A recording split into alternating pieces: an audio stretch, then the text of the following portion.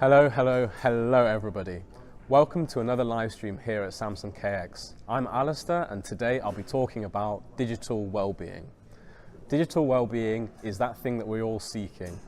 Nowadays we've all got our phones, chances are you're probably watching this stream on a phone, and it's impossible to get away from them. But what we can do is hopefully teach you a few ways that you can use your phone in a better way, more responsible way that helps you achieve that digital well-being, to find the balance. With digital well-being, it's one app on your phone where you can see how you're using the phone. It provides you with data and insight to make sure that you're using your phone in a way that gives you balance. So within digital well-being, I can see how often I've used my phone, and it breaks it down into different apps and categories. So for example, social, video, productivity and finance, I can see how I'm using the phone throughout the day. It will also tell you which apps you're using more often and put the highest ranked at the top. And another feature that I really like to use is screen time goals. I can set a screen time goal and make sure that I'm not use is app timers. So for example, if I am spending a little too much time on social media, I can set an app timer. Once that app timer has reached its limit, the app will automatically close and I can't use it anymore for the rest of the day.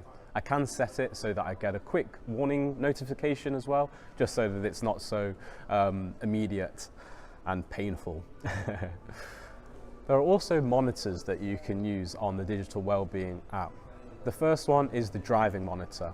This will check that you've connected your phone via Bluetooth to the car, and it will make sure that certain apps do not open to make sure that you can focus on your driving. The next monitor is the walking monitor. This will monitor how much screen time that you're actually using while you are walking. And you can compare that on a day-to-day basis, weekly, and which apps that you are using while walking. One of my favorite features of the digital wellbeing app is the volume monitor.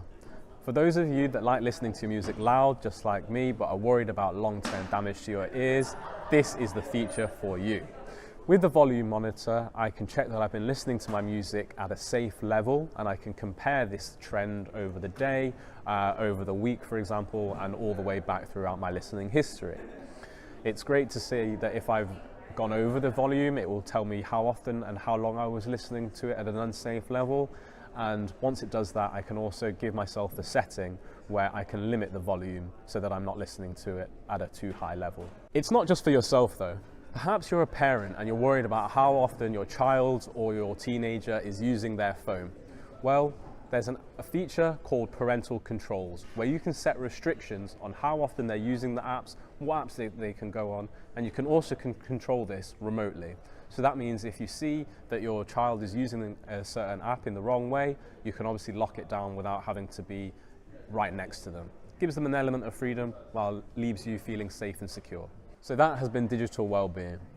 We'd love to hear what features you have found the most interesting, useful, so drop a comment below and we'd love to hear from you. Take care, see you on the next one.